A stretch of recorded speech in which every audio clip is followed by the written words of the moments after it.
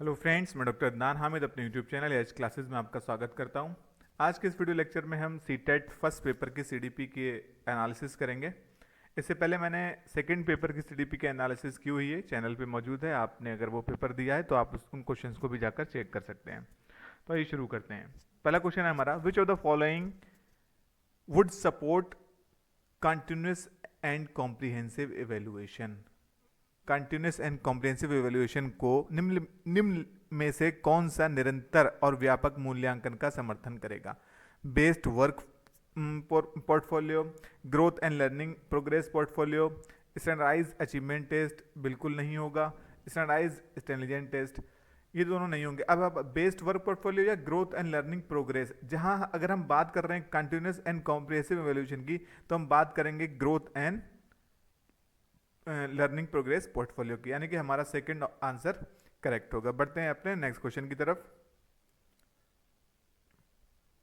Next question है हमारा, teacher should continuously examine their own attitude and biases while working with children, यानी शिक्षकों को बच्चों के साथ काम करते समय लगातार अपने स्वयं के दृष्टिकोण और पूर्वाग्रहों को जांच करना चाहिए। ये क्वेश्चन हमने अभी पीवाईक्यू किए थे, तब किया भी था।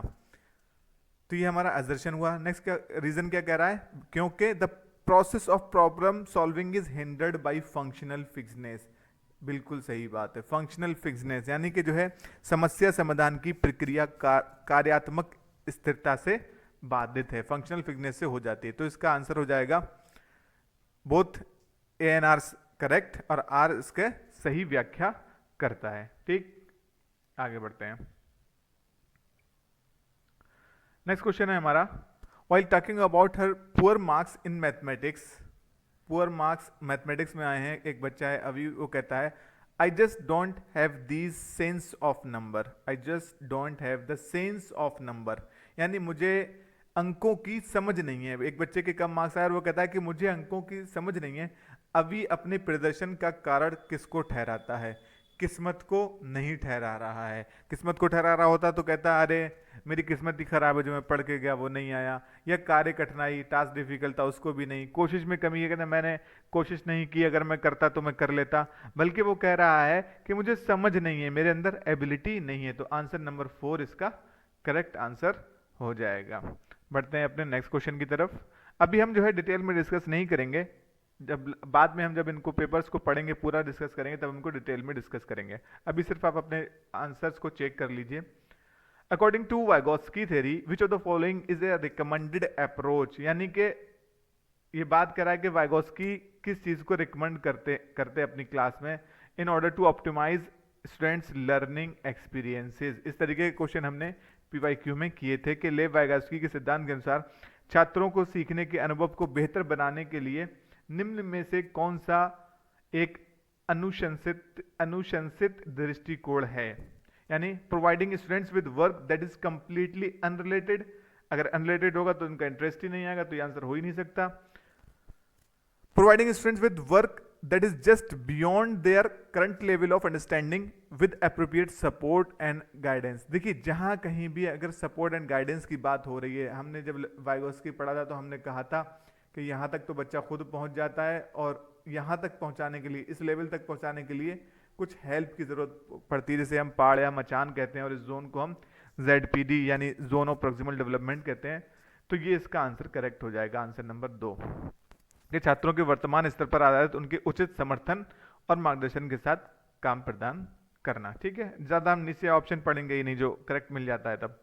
With the following statement based describe the role of the teacher in a progressive education. Teacher work as a facilitator, ये बात मैंने 50 बार कही होगी प्रोग्रेसिव में, या मैंने जब जो है कंस्ट्रक्टिविज्म पढ़ाई होगी तो मैंने बताया होगा कि टीचर बच्चों को सिर्फ अपॉर्चुनिटीज प्रोवाइड करता है, एज ए फैसिलिटेटर वर्क करता है, और बच्चे खुद अपनी नॉलेज को कंस्ट्रक्ट करते हैं। तो ऑप्शन नंबर 2 इसका करेक्ट आंसर हो जाएगा। ठीक है, बढ़ते हैं। Howard Gardner's concept of intelligence implicates that, Howard Gardner की दी गई बुद्धि की अवधारणा का निहितार्थ है कि क्या निहितार्थ है? Everyone possesses and understand the world in the same way, नई बात भाई जो है हर एक का अपना अपना इंडिविजुअल डिफरेंसेस होते हैं, अपनी अलग अलग चीज़ों से देखता है. Human beings differ in their abilities in different domains. बिल्कुल सही बात है. हर जैसे इन्होंने 8-9 एबिलिटीज दी थी, उन्होंने जो है दिया था स्पेशियल इंटेलिजेंस, इन्होंने वर्बल इंटेलिजेंस, बॉडीली कैनेस्टिक इंटेलिजेंस. उन्होंने कहा था कि हर डोमेन में, ये डोमेन है जो उन्होंने डोमेन दिए थे ना, ये सारे जो टाइप ऑफ इंटेलिजेंस है ये डोमेन है, तो हर इंडिविजुअल वेरी करता है. तो इसका इंटेलिजेंस है ओनली वन डायमेंशन नहीं, बहुत सारी डायमेंशन होती हैं. प्रैक्टिकल लर्निंग की बात ही नहीं की थी, तो ऑप्शन नंबर 2 इसका करेक्ट आंसर हो जाएगा. ठीक है. Question number 7. Which of the following sequence of representation of concept is in accordance with the children's gradual development of cognitive abilities? Action based, image based, simple. अच्छा ये देखो, ये cognitive abilities की बात करता है. तो cognitive हमारे पास ब्रूनर है और पियाजे हैं. तो ब्रूनर ने ये दिया था inactive, iconic और symbolic. अब चेक कर लो इसके कहां पे मिल जाएगा. आइकॉनिक मतलब एक्शन, और ये इमेज, और ये symbols. Action based, image based और सिंबल. तो इसका पहला ही आंसर करेक्ट हो जाएगा. ठीक है. बढ़ते हैं आगे की तरफ. Teacher should provide emotional support to children in the classroom to ensure effective learning. बिल्कुल सही बात है भैया कि शिक्षक को कक्षा में प्रभावी संज्ञान सुनिश्चित करने के लिए बच्चों को संज्ञानात्मक सहारा देना चाहिए, क्योंकि emotion and cognition are related to each other in a complex way. बिल्कुल सही बात है. संवेग और संज्ञान एक दूसरे से जटिल रूप से संबंधित हैं. ए और आर दोनों सही हैं, और ए और आर की सही व्याख्या करता है. ठीक है. The following statement about development is correct. विकास के संदर्भ में निम्नलिखित में से कौन सा कथन सही है? विकास एक असतत प्रक्रिया नहीं है. विकास जो है एक कंटिन्यूअस प्रोसेस है, तो ये गलत हो जाएगा. Development occurs in spiral manner not in linear. ये बात तो सही है. जब हमने प्रिंसिपल ऑफ डेवलपमेंट पढ़ा था तो हमने कहा था कि ये स्पाइरल वे में चलता है, कि जब आता है तो फिर से थोड़ा सा बैक आता है. ये स्पाइरल वे में हमने पढ़ा था. दूसरा एक पढ़ा था प्रॉक्सिमोडिस्टल, सेफाकॉर्डल, हमने ये सारे पढ़े थे. तो ऑप्शन नंबर 2 इसका आंसर हो जाएगा. ठीक है. बढ़ते हैं नेक्स्ट क्वेश्चन की तरफ. According to Lev Vygotsky, children regulate their own behavior through. ये क्वेश्चन हमने किया था जब हमने वाइगोस्की का, जब मैंने PYQ कराए थे तब मैंने ये क्वेश्चन कराया था. Process of adaptation and equilibration, और ये होता है पियाजे की थ्योरी में. मैंने तब भी बताया था ये बात, ये पियाजे की थ्योरी में होता है. रीइंफोर्समेंट की बात बिहेवियरिस्टिक करते हैं, स्किनर करते हैं. And use of inner speech, मैंने बताया कि 3 तरीके की स्पीच होती है. सोशल स्पीच होती है, प्राइवेट स्पीच होती है, और एक इनर स्पीच होती है. तो इसका आंसर हो जाएगा 2. बढ़ते हैं नेक्स्ट क्वेश्चन की तरफ. Which pedagogical approach would be adopted by teachers who firmly believe in constructivism to teach concept of floating and sinking to class 5 children. Constructivism यानी संरचनावादी या रचनावादी, जिसमें बच्चे अपने ज्ञान का निर्माण खुद से करते हैं, टीचर सिर्फ उन्हें अपॉर्चुनिटीज प्रदान करता है. व्याख्यान विधि बिल्कुल नहीं. व्याख्यान विधि, लेक्चर मेथड बिल्कुल नहीं होगा जिसमें टीचर सिर्फ लेक्चर देके चला है. Showing videos. देखिए कंस्ट्रक्टिविज्म में बच्चे खुद, ये बात ध्यान में रख लीजिए, बच्चे एक्टिव होंगे. बच्चे क्या होंगे? एक्टिव होंगे. तो लेक्चर मेथड में बच्चे एक्टिव नहीं होंगे. शोइंग वीडियोस में बच्चे सिर्फ देख रहे होंगे बैठ के, एक्टिव नहीं होंगे. शोइंग पावर पॉइंट प्रेजेंटेशन, बच्चे एक्टिव नहीं होंगे. गाइडेड डिस्कवरी, बच्चे खुद डिस्कवर करेंगे. टीचर कहेगा भाई अपनी बॉटल लेके आओ या कोई भी बीकर लेके आओ, उसमें पत्थर डालो, अब जो है कोई एक लकड़ी का टुकड़ा डालो या कोई कॉक डालो. तो बच्चे क्या करेंगे? अपने ज्ञान का निर्माण खुद से करेंगे. तो निर्देशित खोज यानी 4 इसका आंसर हो जाएगा. ठीक है. बढ़ते हैं नेक्स्ट क्वेश्चन की तरफ. विच of the following is not an effective. देखिए जहां पे नॉट आया करे पहले ही सर्किल कर लीजिए उसको. An effective memory technique of meaningful learning, यानी निम्नलिखित में से कौन सा सार्थक सीखने के लिए प्रभावी स्मृति तकनीक नहीं है? स्मृति तकनीक नहीं है. देखिए रोट रिहर्सल यानी सिर्फ रटना, इस तरीके से आप रट रहे हैं चीजों को. 2 1 2, 2 1 2, 2 2 4, इस तरीके से रट रहे हैं चीजों को. निमोनिक्स बनाना, निमोनिक्स कहते हैं स्मृति सहायक विधि. जैसे आपने कोई कुछ जो है, जैसे अगर मैं कहूँ कुछ इस तरीके से, जैसे हम कहते हैं जब हम पढ़ते हैं पोस्ट कॉर या कोई भी चीज़ हमने पहले पहले से प्लानिंग, ऑर्गेनाइजिंग, स्टाफिंग, इस तरीके से जब हमने पहले पहले लफ्ज इनके वर्ड ले लिए और इनसे कोई वर्ड बना दिया, इनको हम कहते हैं नेमोनिक्स। कॉन्सेप्ट मैपिंग, हमने पूरा एक मैप बना लिया, तो ये इफेक्टिव तरीके हैं। एलेबोरेटिव रिहर्सल यानी समझ के रिहर्सल करना, ठीक है, ये है एलेबोरेटिव।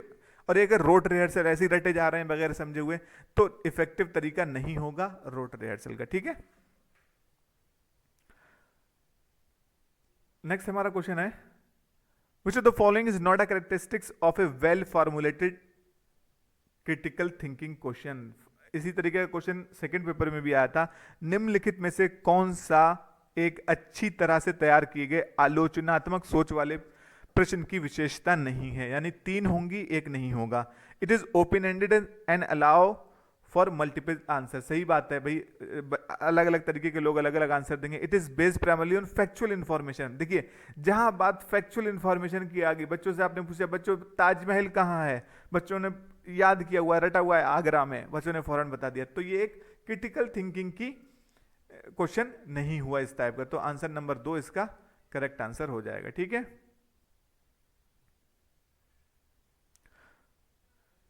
फोर्थ क्वेश्चन है, असर्शन है, classroom pedagogy should be culturally responsive to meet the needs of the students from diverse cultural background. यानी विविध सांस्कृतिक पृष्ठभूमि से छात्रों की जरूरतों को पूरा करने के लिए कक्षा शिक्षण को सांस्कृतिक रूप से उत्तरदायी होना चाहिए, यानी कल्चर का ख्याल रखते हुए पढ़ाना चाहिए। Equity in classroom can be ensured only through standardize curriculum and assessment. देखिए, स्टैंडर्डाइज करिकुलम, इक्विटी कैसे आएगी, समता कैसे आ जाएगी। समता एक होती है समानता, मैंने दोनों के बीच इक्विटी एंड इक्वालिटी दोनों के बीच बताया था। ये कह रहा है ना स्टैंडर्डाइज करिकुलम, ये बात कर रहा है इक्वालिटी की, ना कि इक्विटी की। इक्विटी कहते हैं अकॉर्डिंग टू द नीड, हम किसी को कुछ सुविधा प्रोवाइड करा रहे हैं, तो ये वाला नहीं हो सकता।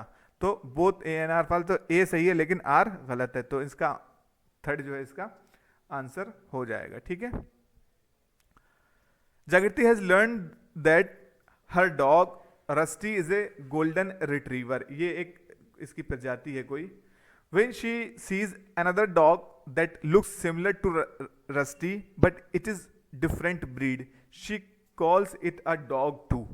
जागृति को पता चल गया है कि उसका कुत्ता रस्टी एक गोल्डन रिट्रीवर है, जबकि जब वो एक और कुत्ते को देखती है तो रस्टी जैसा दिखता है, ठीक है, लेकिन एक अलग नस्ल का है, तो वो उसको भी कुत्ता समझती है। उसके पहले कुछ स्कीमास थे, ठीक है, हमने जब पढ़ा था स्कीमास थे, उसने कुछ जो है अपने स्कीमास में कुछ मॉडिफिकेशन किया। इसी मॉडिफिकेशन को हम क्या कहते हैं, एसिमिलेशन कहते हैं। अपने को मतलब अपने अंदर समायोजित किया चीज को, अपनी नॉलेज को मॉडिफाई किया। देखिए, ईगोसेंट्रिज्म इसका आंसर नहीं होगा, कंजर्वेशन इसका आंसर नहीं होगा, ऑब्जेक्ट परमानेंस इसका आंसर नहीं होगा। इस प्रोसेस को हम कहते हैं एसिमिलेशन, अपनी नॉलेज को मॉडिफाई करने ना based on their previous experiences, समायोजन। तो इसका आंसर हो जाएगा 4th वन, ठीक है। बढ़ते हैं आगे। Heredity totally determine an individual है। देखो, हेरिडिटी जो होती है ना वो बायोलॉजिकल होती है, यानी हमें अपने पेरेंट्स से जो चीजें मिलती हैं। सेक्स को डिटरमाइन करती है, सेक्स, जेंडर। देखिए, एक चीज है यहाँ पे, सेक्स जो होता है वो बायोलॉजिकल होता है, बायोलॉजिकल कंस्ट्रक्ट है। जब मैं पढ़ा रहा था सेक्स एंड जेंडर के बारे में तो मैंने बताया था कि सेक्स एक बायोलॉजिकल कंस्ट्रक्ट है, जबकि जेंडर एक सोशल, सामाजिक कंस्ट्रक्ट है। तो हेरिडिटी से हमें सेक्स मिलेगा, ना कि gender.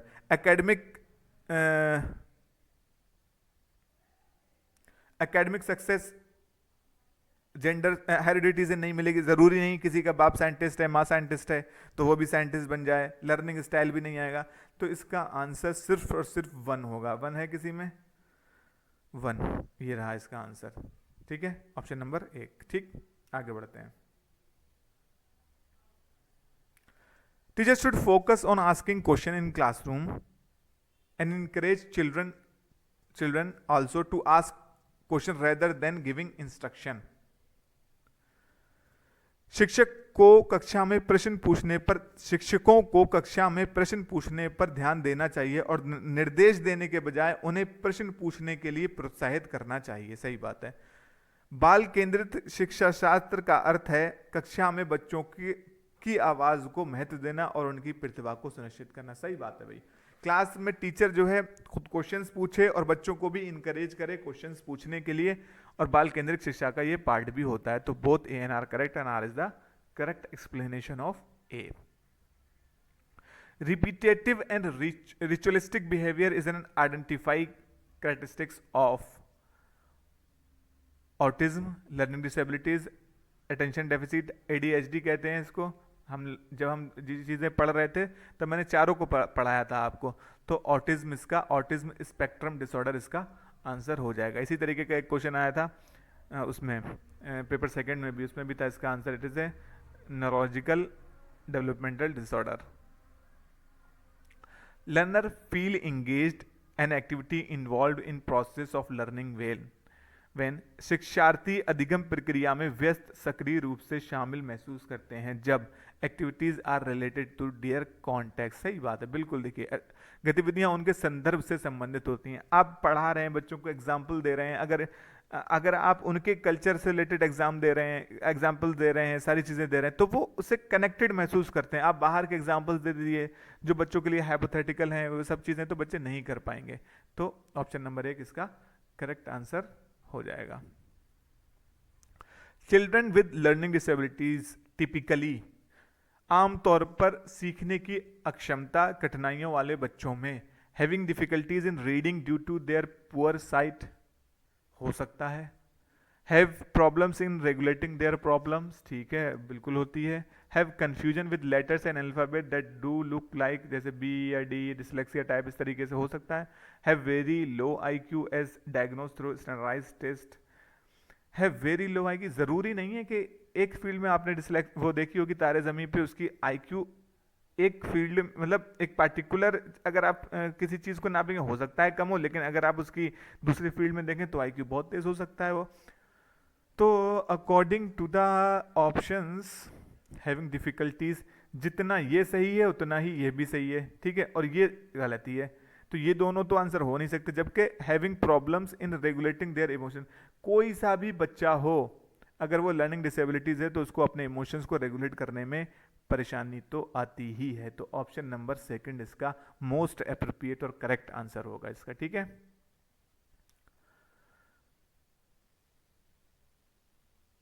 Feral children, those who experience severe human social deprivation since very young age, usually have delayed or hindered development, and despite rehabilitation, that improvement in certain domains of development is likely to be subordinate. This period wherein development is significant influenced by environmental support is called। ऐसे बच्चे जिन्हें बहुत कम उम्र से गंभीर सामाजिक अभाव का अनुभव किया है, यानी अपने सोसाइटी में बहुत ज्यादा नहीं मिले हैं, वो आमतौर पर उनके विकास में देरी या बाधा उत्पन्न हो जाती है। जब हम कहते हैं ना लर्निंग जो होती है सोसाइटी से होती है, और पुनर्वास के बावजूद विकास के कुछ स्तरों में सुधार अधीनस्थ होने की संभावना है। ये अवधि जिसमें विकास पर्यावरणीय समर्थन से महत्वपूर्ण रूप से प्रभावित होता है क्या कहलाता है? निगमनात्मक, मूलकाल, संवेदनशील। इसको हम कहते हैं संवेदनशील, यानी सेंसिटिव पीरियड, जिसमें जो है इस तरीके का क्वेश्चन आपके सेकंड में भी आया हुआ है। नेक्स्ट बढ़ते हैं, pre conceive generalization about behaviour of various gender is called. ये मैंने बताया हुआ था कि प्री कंसीव जनरलाइजेशन, पहले से ही किसी चीज के बारे में कोई अवधारणा बना लेना जिसका वास्तविकता से कोई संबंध ना हो। आप मेरी शॉर्ट वीडियो में भी देख लीजिएगा, मैंने कहा है उसको हम कहते हैं जेंडर स्टीरियोटाइपिंग, जेंडर रूढ़िवादिता। In an inclusive classroom, special children always work on their own curriculum. Special children की तो हम इंक्लूजन में स्पेशलिटी की तो बात ही नहीं करते हैं, ठीक है। All children have access to an include in classroom activities, सही बात है बिल्कुल। Special children are looked upon as needy and dependent, नहीं भाई, बेसहारा महसूस नहीं कराया जाता है उनको, विशेष बच्चों को जरूरतमंद और आश्रित के रूप में देखा जाए। All children follow same curriculum and uniform pedagogy नहीं, बिल्कुल नहीं भैया। सभी बच्चे समान पाठ्यक्रम अगर करें, देखो इंक्लूसिव में फ्लेक्सिबिलिटी दी जाती है, ठीक है, और ये इंश्योर किया जाता है कि सारे बच्चे क्लासरूम एक्टिविटीज में पार्टिसिपेट कर रहे हैं कि नहीं कर रहे हैं। तो most appropriate answer is option number second. What is the primary purpose of asking critical questions? आलोचनात्मक सोच वाले प्रश्न पूछने की प्राथमिक उद्देश्य क्या है? To enable students to develop procedural knowledge, नहीं। छात्रों को प्रक्रियात्मक ज्ञान विकसित करने में सक्षम बनाना, बिल्कुल नहीं है। To assess students knowledge and understanding skill, to assess students knowledge and understanding skills, critical thinking को, ठीक है। To promote higher order level thinking and problem solving skills, to encourage students to memorize information. देखिए critical questions जितने भी होते हैं तो वो जो होते हैं वो सेकंड पे नहीं आएगा ये, बल्कि आएगा higher order, promote critical questions promote higher order level thinking. जैसे कि हमने बात की थी ना, मैंने ब्लूम टैक्सोनॉमी पढ़ाया हुआ था, नॉलेज, अंडरस्टैंडिंग, एनालिसिस, सिंथेसिस को हमने क्रिएटिंग कर दिया है, इवेल्युएशन, ये सारी चीजें मैंने बताया हुआ था। तो जो क्रिटिकल थिंकिंग है, जो एनालिसिस है, वो आती है हमारी, इनको हम कहते हैं हायर ऑर्डर लेवल थिंकिंग और इनको हम कहते हैं लोअर ऑर्डर थिंकिंग। तो हायर ऑर्डर थिंकिंग की तरफ एंड प्रॉब्लम सॉल्विंग की तरफ ये बढ़ती है। तो ऑप्शन नंबर 3 इसका आंसर हो जाएगा। अगर आपने ब्लूम टैक्सोनॉमी की वीडियो नहीं देखी है तो वो जाके मेरी चैनल पे जाके देख सकते हैं, मैंने बहुत अच्छे से उसमें सारी चीजें समझाई हुई हैं। Which of the following is correct about the process of learning according to socio-constructivist theorist? यानी सामाजिक रचनावादी के अनुसार अधिगम की प्रक्रिया के बारे में निम्नलिखित में से कौन सा कथन सही है? यानी ये वैगोस्की की बात हो रही है। Learning is an individualistic process that occur in isolation, बिल्कुल नहीं। सोशियो की बात हो रही है, यानी सोसाइटी समाज की बात होती है, तो समाज में लर्निंग होगी, अकेले में कैसे हो जाएगी? Learning occurs only in classroom, नहीं भाई, क्लासरूम में नहीं होती है। लर्निंग इज ए पैसिव नहीं, एक्टिव होती है। Learning is a social process, कितना आसान सा आंसर है इसका। Learning is a social process of meaning making, ठीक है। ऑप्शन नंबर 4 इसका आंसर हो जाएगा। बढ़ते हैं नेक्स्ट क्वेश्चन की तरफ। While some children start babbling and uttering 2 word sentence at 12 month, others don't do this till 20 month। हो सकता है कोई बच्चा 12 पे बोलना सीख जाए, कोई बच्चा 20 मंथ पे बोलना सीखे। तो इसका रीजन है development milestones are only suggestive and development of individual children can be quite varied. सही बात है, बिल्कुल। हमने अपने घरों में देखा होगा कि कोई बच्चा तो 10 महीने में बोलना स्टार्ट कर दिया, कोई 15 पे, कोई 18 पे।